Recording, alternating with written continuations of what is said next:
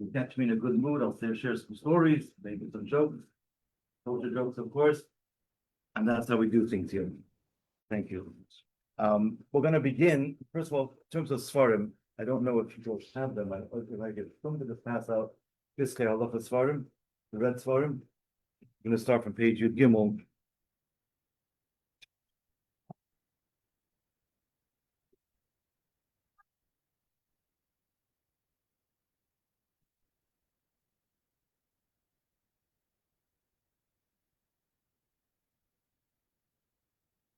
We're going to begin with what's known as a Hakdama, a preface to the laws of Kashrut. Because in actuality, the laws of Kashrut are in the category of a chok, a mitzvah that we don't really fully understand its reason or rationale. But there are some components of this mitzvah, of this law, that we can understand. We'll mention those, and we accept what we cannot understand, and we do it because Hashem said so. The Torah says, first of all, actually, before I even get to what the Torah says, but just by way of parable, we know in today's society that certain people that are gluten-free, certain people have special dietary needs, because their system does not tolerate certain types of foods. So providing them with the kind of food that does work for their system is crucial. It's like if you put diesel gasoline in a regular automobile, you have a beautiful car, a beautiful engine, a beautiful body, and all good things, but you got the wrong fuel, it's not gonna go. In fact, you can actually ruin the car. So the food that we consume is the fuel, is what becomes our flesh and blood. It is what becomes part of us. So it provides a very profound effect. It has a profound effect upon us, which is also why the Torah treats the food that we eat, that we consume, with great sanctity. The Torah teaches us that not only do we pay attention to the actual food that we consume, we also pay attention to the vessels that were used in the preparation of the food. They also have to be kosher. So it's one more step. And the Torah expressly forbids us from consuming animals that are of a carnivorous nature, predators, because the Torah does not want the Am Kodesh, the holy nation, the Jewish people, to inculcate those negative traits. So, which is also why, interestingly enough, fruits and vegetables which don't have any, you don't say, oh, this vegetable has got a very nasty personality. Well, this vegetable, it's known as a predator. No, the vegetable is just a vegetable. It's a vegetable. It could be sharp, but it's a vegetable. It's not harming anybody. So vegetables inherently are kosher. It's true that vegetables coming from the land of Israel are subject to special laws of tithing. That's due to the sanctity of the land of Israel. But inherently, a vegetable does not have any traits. Fruits and vegetables don't have traits about them that would concern us in terms of inculcating these traits into the Jewish soul and the Jewish body. The idea, the objective, I should say, the objective is to be able to consume kosher food so that the soul, the godly soul that's in each and every one of us, can freely express itself through the body being the vehicle, and the body has to consume foods that are in congruence, in concert with what the soul needs.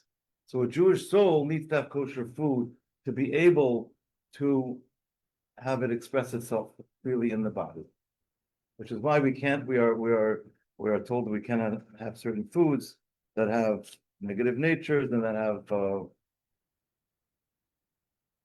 tendencies that we don't want. The word v'nitz mesa means that non-kosher food actually causes what's known as timtum haleh. It causes blockages of the heart and of the mind. Think of it as traffic, like a stuffed up pipe. So again, we're talking about like divine flow. We have a soul. We want to be able to have our soul freely express itself in the body. The body becomes refined by consuming kosher food, especially the Rebbe writes, and when we eat food that's of a higher nature, that's not just kosher, but it's done in a very refined way. It's a higher level, right? So there's levels. So the Rebbe says that creates a refinement of our attributes. So it refines us so that our soul can freely express itself. Now, even animals that do not have unwanted and negative traits, even such animals have to be prepared in a Torah prescribed manner. They have to undergo what's known as shechita. They have to be slaughtered in a Torah prescribed manner so they can be prepared for consumption. There are also certain parts of the animal, the hind part is known as, which we don't consume. There are certain forbidden fats of an animal also, which is why someone has to be what's known as a shochet, a ritual slaughter, to be trained in how to prepare the meat in this fashion. We see the net result is that a person is profoundly affected by the foods that they consume, which brings to mind a story. You see that it's only 15 minutes. We already have a story. Part of my weaknesses. So I was traveling from the Catskills to the Laurentian Mountains in Canada. It's a 5-hour drive from the Catskills to the border of Montreal, and then another hour and 45 minutes drive to the Laurentian Mountains. About a 7-hour ride. And I'm driving in a minivan in the second row with 2 other Lubavitch men, a little older than me, and one young boy. The father was driving, and this boy was the youngest of a very large Lubavitch family. So he and I are sitting in the second row, bucket seat, watching. He comes with a shopping bag full of every nash under the sun. I'm in the food business, so I know. So this was like kind of the spread for the day. Got soda, fruit roll-ups. Probably had like super sugar cereals. He's got like candies, chocolate. I mean, sugar upon sugar upon sugar. And I'm looking at this, I'm like, whoa, this is going to be quite an interesting ride. So the father's driving in the front. He's oblivious. The kid's 9-year-old kid, oblivious, walloping down all kinds of sugary snacks. And after about 2 hours, the kid's bouncing out of his seat. It's like literally couldn't sit. Like he's super hyper. And then about an hour later, he goes, Tati, I have a tummy ache. And myself, well, you don't have to be a rocket scientist to predict that one. And thank God he didn't throw up. I don't know how that's a miracle. But the point is that we are greatly affected by the food that we eat. If we sit and eat junk food all day, we're going to feel kind of yucky, just the way it is.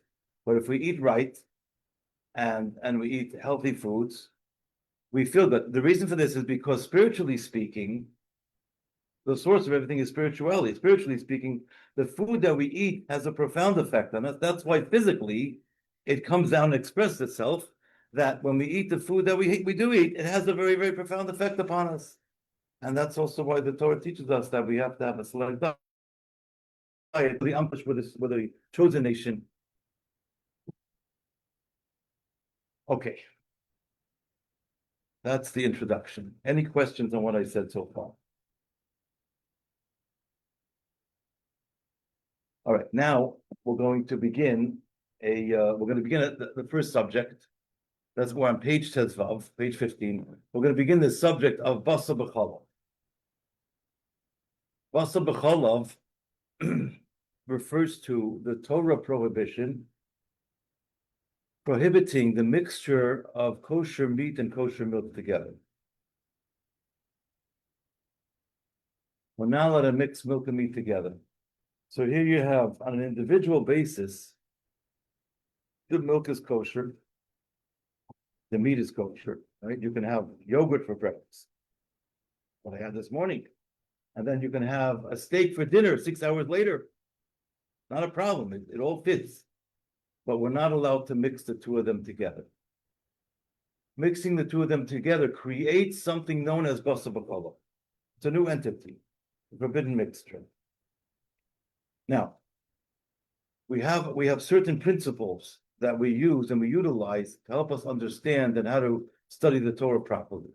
Nothing in the Torah is superfluous. Nothing is extra. Everything that's written is there for a purpose. The Torah says Lo sevashel gedi b'chalev imay. Thou shalt not cook a kid goat in its mother's milk. And the reason why the Torah uses the example of a kid goat in its mother's milk, because they're hanging around together, right? The kid goat and the mother, they hang around together. But really, any kosher animal with kosher milk is forbidden from the Torah. But the Torah says this prohibition 3 times. Lo sevashel gedi b'chalev imay, on 3 separate occasions. In fact, my bar mitzvah parsha is Parshas Re'eh, just a few weeks ago.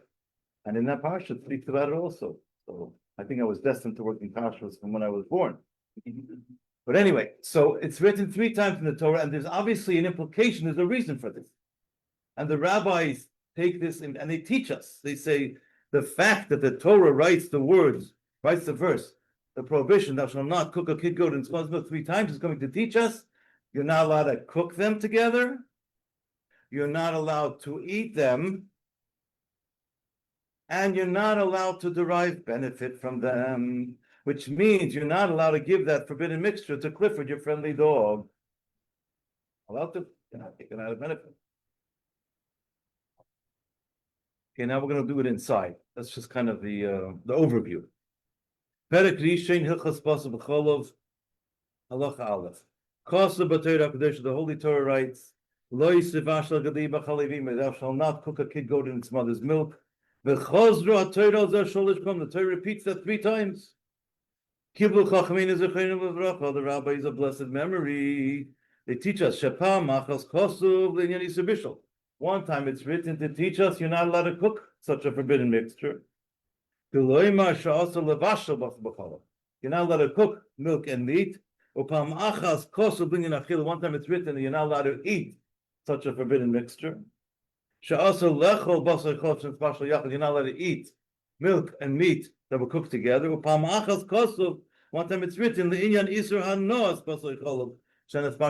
not allowed to derive benefit from milk and meat that were cooked together, which is why I said you're not allowed to give it to Clifford, your friendly dog. You're not allowed to take milk and meat that were cooked together, and it's forbidden to give that to a dog.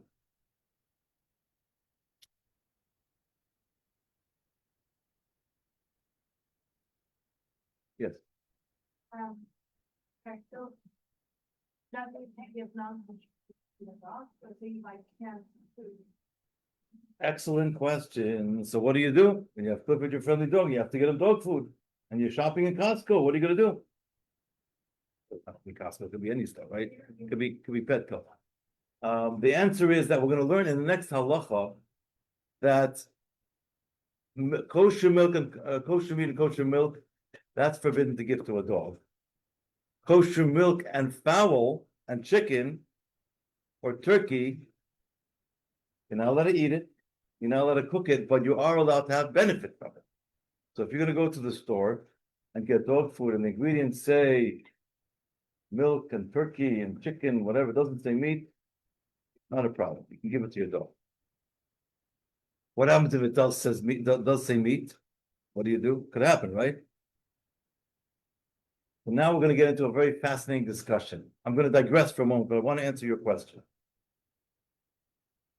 When the Torah says you're not allowed to cook milk and meat together, we're talking about kosher meat and kosher milk. That creates basar b'chalav. Non-kosher meat from a non-kosher animal, you're not allowed to eat already because it's not kosher. Now, what happens if somebody takes kosher species meat? Let's say they're taking meat from a cow, but the meat did not undergo kosher slaughter. That's called nevela. Let's say it was just shot. And they used that meat and they mixed that with milk. Can you have benefit from that? So the meat was kosher species meat, but it was not prepared as kosher. So the answer to that is that's a machlokes. There are different opinions about that. There are opinions that are lenient about it, but it's better to avoid it. So if you're buying dog food, if they're putting actual meat inside the mix with dairy, it's better to buy one that has fowl or chicken. We can be sure it's not kosher meat in there. It's not slaughtered meat. because it's too expensive. I'm not serving that to dogs. But it's better to shop just to be on the safe side to get one that's just going to be fowl, chicken, or turkey, and they got plenty of such choices. I've checked it in the stores.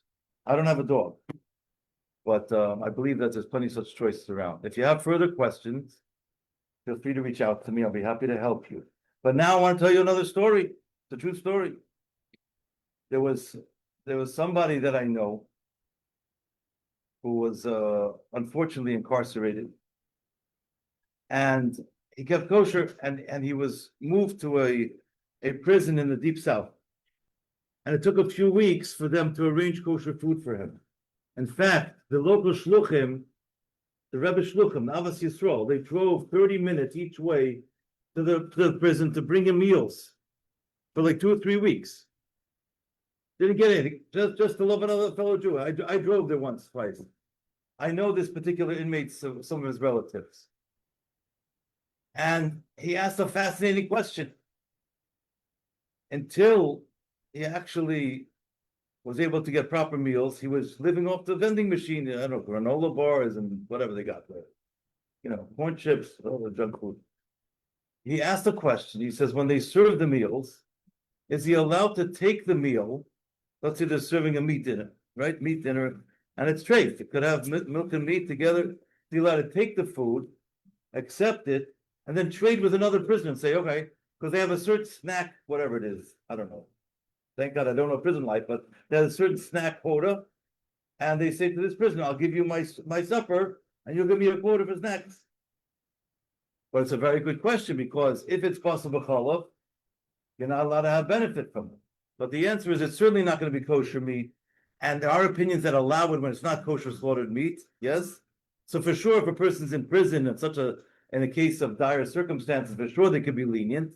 And that was the answer. So he took his meal and he swapped it out with another prisoner so he can have more snacks to be able to subside until he got proper food. Okay. The next halacha is going to get into what's known as rabbinic prohibition. I just want to explain, give a little intro on this. The Torah said what it said. We're not allowed to mix milk and meat together. The rabbis came along and said, you're also not allowed to mix milk and chicken and fowl together. That's a rabbinic prohibition. But when the rabbis made the rabbinic prohibition, they set certain parameters. They said, you're not allowed to cook it, you're not allowed to eat it, but you are allowed to have benefit from it.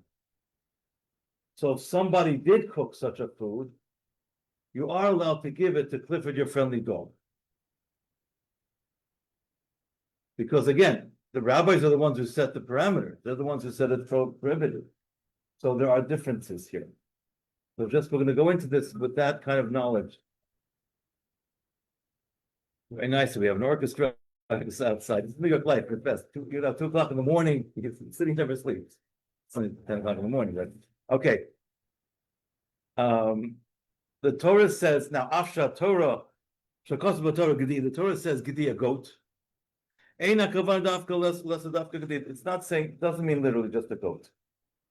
Any kosher species animal. You're not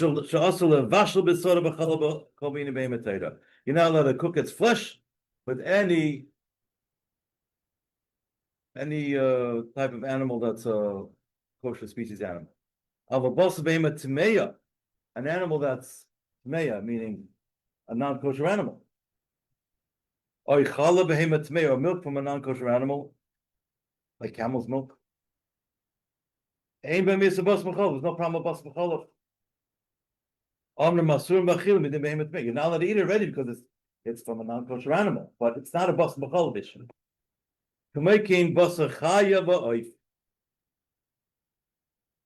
Flesh from a wild kosher animal, or oif would mean fowl, such as birds, yes, like chicken, turkey. Even the kosher species, in Torah, you would be allowed to cook those foods with dairy. Even with kosher milk. Is the window open? Maybe it's possible to close the window. The AC is on. The window's not open? Okay. So Minator, you're allowed to have it. You're allowed to have benefit from it.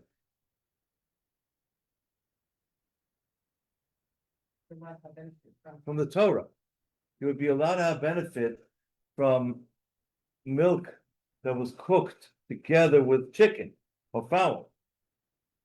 Rabbinically, it's not allowed, but in the Torah, it's not forbidden. It's only forbidden rabbinically. You look very complex. I'll say it again. The Torah says the words, you're not allowed to cook milk with meat. Chicken is not meat, it's fowl. So the rabbi said, I'm also adding another prohibition, you're not allowed to cook milk and fowl together. So from the Torah's perspective, milk and fowl are not a problem. It's not forbidden. Rabbinically, it's forbidden. We'll see in a moment. Cooking milk from a kosher wild animal and meat would also be permissible in the Torah. But the rabbis came along and said, you're not allowed to do that rabbinically. If it's cooked with milk. They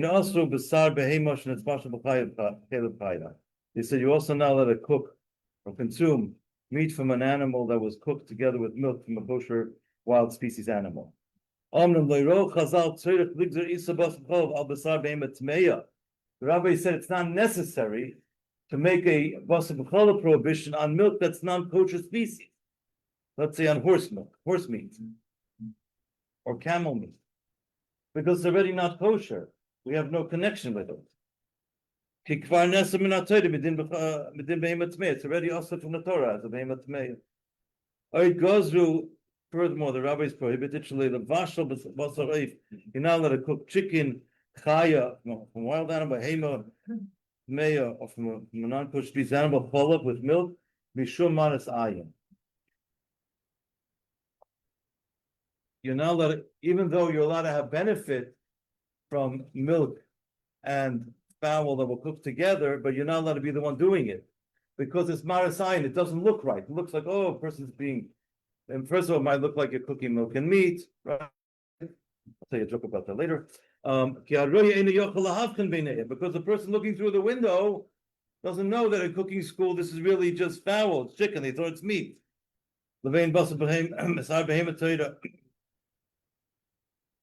Okay. Therefore, as Marasayan, it's not allowed. By the way, for those of you that want to go to cooking school, that is a challenge. Because if in the preparation of testing or learning the arts of cooking, yes, the culinary arts, as they say, some of the dishes might actually have basar b'chalav, and you would not be allowed to turn on the fire and cook them. So it's something that has to be looked into. Take the question in a moment. Okay, so we said that.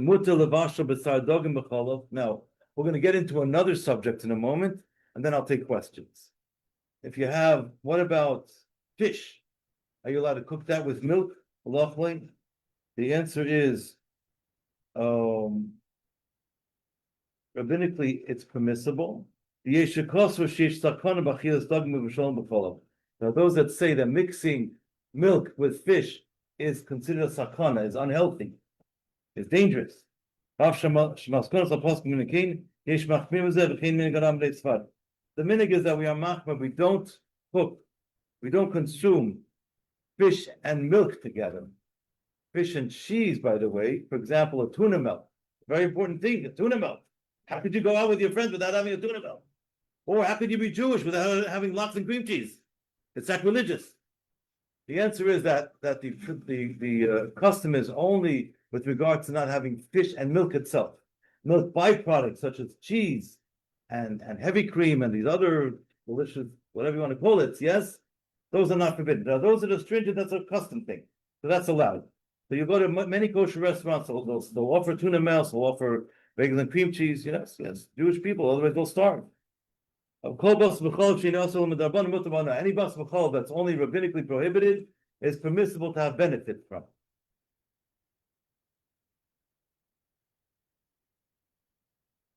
We spoke about marasayan. just want to share a little bit of a joke, but also a point. The female community, females have it easier with regards to Maras Ayin. Because you walk around with a beard, yarmulke, hat, I think got Jewish person written all over you. There are modestly dressed non-Jewish women in the world. So for a religious female, a Jewish female to go into a store or to get a coffee, less of an issue because it's not really a Maras Ayin problem. Yes? But for me, it's more of an issue. Now, Maras Ayin, so there's a joke about this. There was a congregant who was sitting in the restaurant, and he was in the restaurant that wasn't certified kosher, and his rabbi is staring through the window, and he looks afterwards, a week later, as the rabbi meets the congregant in the synagogue, he says, "Oh, I saw you eating out in a non-kosher restaurant. What's going on?" He says, "What do you mean non-kosher? Rabbi, you were there the whole time. It was under constant rabbinic supervision." Anyway, okay. Okay, any questions? Just that, don't take me too seriously. Okay, yes. Sustained release. Yeah. Yeah. I just want to clarify, all milk byproducts are fine fish, so like, for example, fish and butter is not fine. It's permissible. There are some people that have a custom to abstain from it, but it's permissible. The only thing that's expressly forbidden is cooking fish with milk itself. And by the way, it's also forbidden to cook fish and meat together. Which is also why when we certify restaurants, we are mindful of the menu. We want to know, which is one of the things that mashkichim or mashkichot check in a restaurant. If you have fryolators, let's say you're frying, I don't know, chicken nuggets, whatever it is. Yes, you cannot be doing fish sticks in the same oil. Cannot mingle them. Yes. Okay. Any other questions? Fine.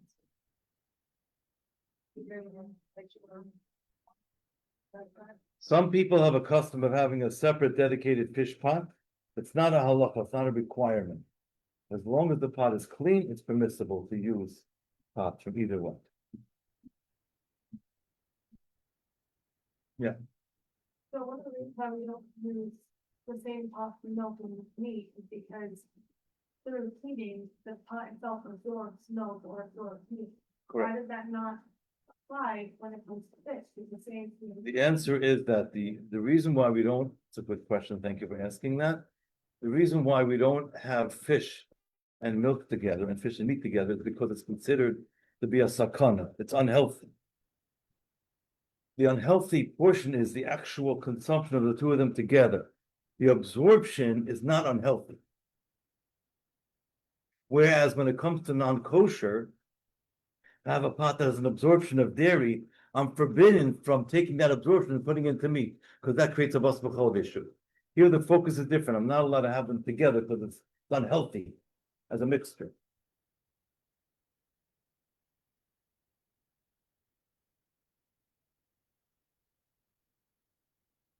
Any other questions? Want to move on?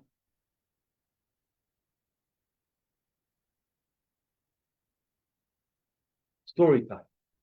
Didn't take me that long. The Rebbe asked one of his secretaries for a pencil.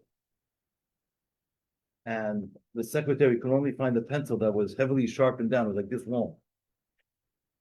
He gave it to the Rebbe. The Rebbe, by the way, loved humor. The Rebbe said to the secretary, "You couldn't find me a smaller pencil?"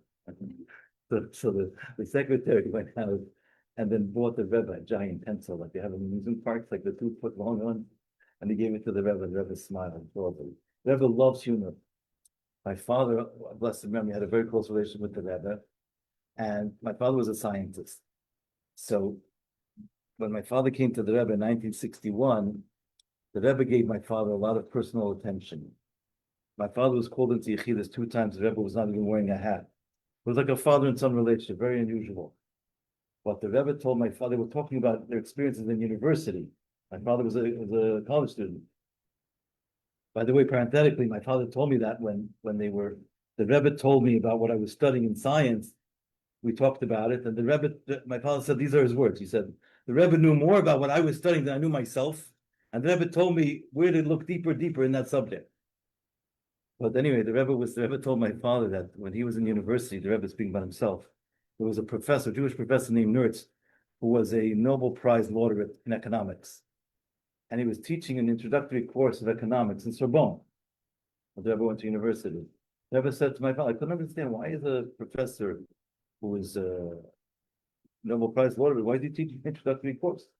We're teaching the highest class. So then the Rebbe said to my father with a smile, then I find out that they pay the professors based on the number of students that they have in the class.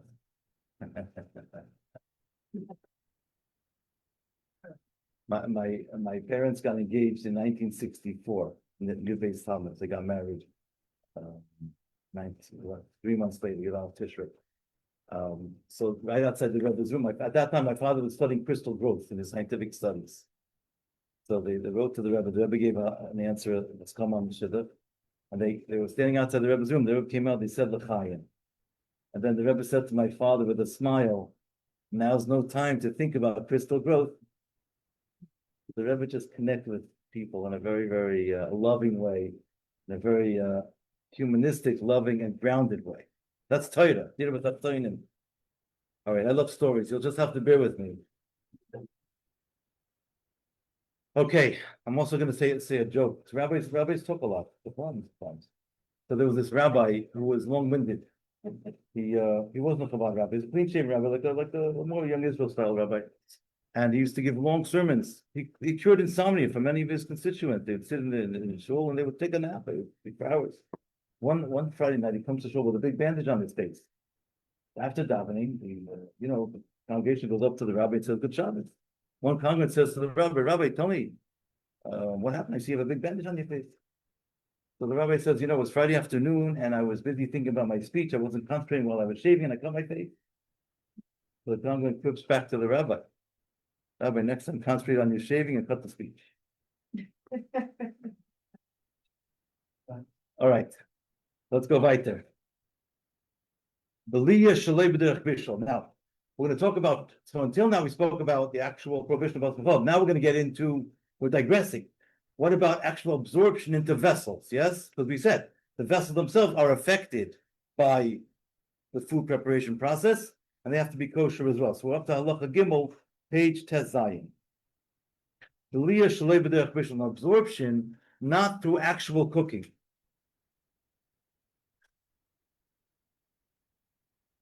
This that the Torah writes this prohibition with the terminology of cooking. The Torah only prohibits bas b'chalav in a way of cooking. That the milk and the meat will cook together. What happens if someone just let them soak together? Even for many days. Even though certainly some of the milk was absorbed into the meat, and there was a little bit of taste of meat going into the milk. The general rule is so long as they weren't cooked together, there's no issue if they were not cooked together. Rabbinically, it's forbidden any meat that has dairy in it, and any kind of milk that has an absorption of meat. Therefore, in any situation, that meat falls into milk, or milk falls onto meat, ask a shayla to see.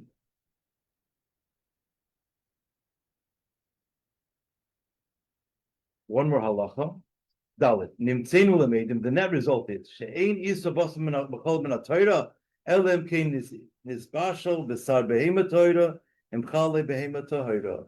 From the Torah's perspective, the only prohibition of basam b'cholav is if you take kosher species milk and mix it, meaning cook it, with kosher species meat. That's also from the Torah. That's possible. Midrabanan rabbinically. Also, gam basar oif tahar, even taking fowl, chicken, or basar chaya tahira, or kosher wild animal meat that's kosher im chalav with milk. V'chein chalav chaya tahira and basar. Same would be milk from a kosher wild animal with meat, even if they weren't cooked together, let's say they were just pickled together. That rabbinically would be problematic to consume. You're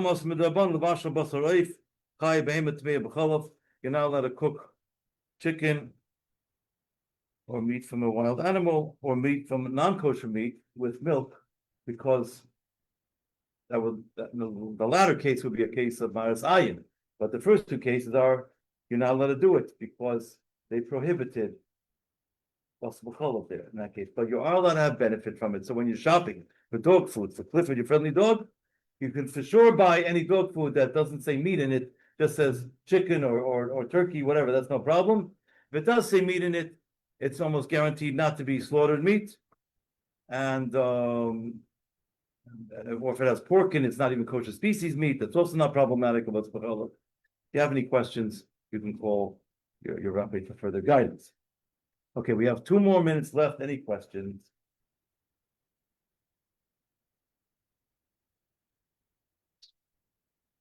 No more questions? Then I'll have to say 2 more stories. Okay, a couple more stories and then we'll say good Shabbos. Thursday, but it's close to Shabbos. We're ready to say good Shabbos. We're pulling it on and on. Okay, so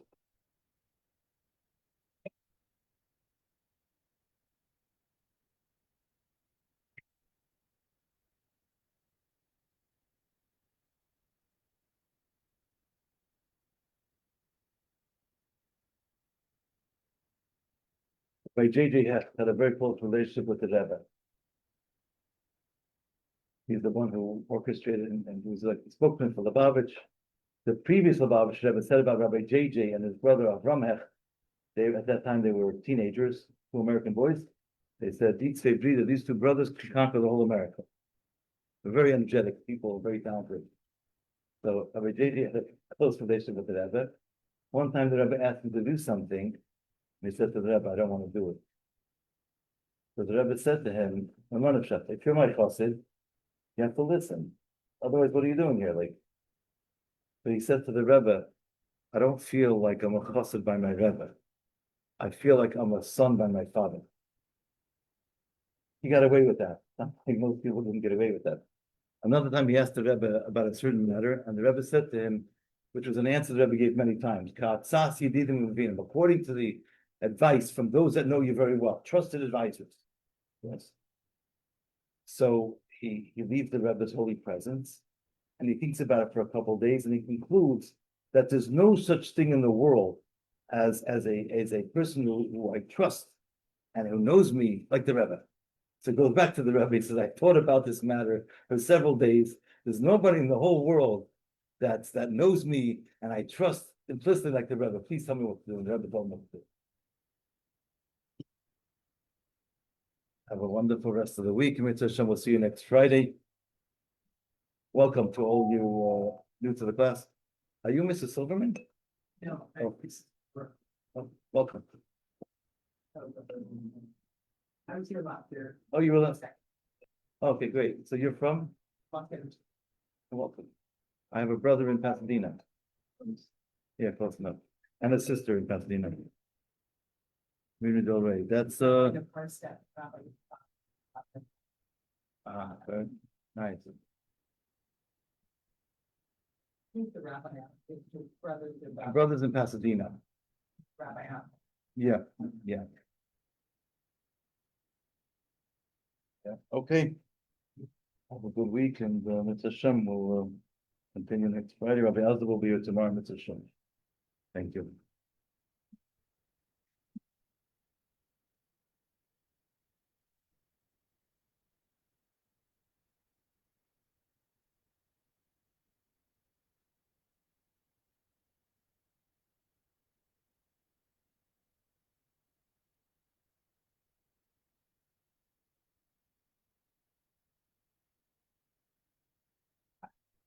Most of it. Okay, that's a good one.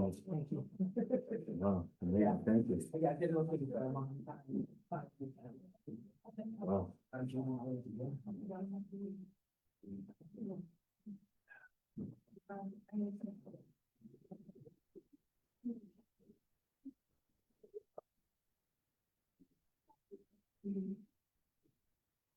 Yeah,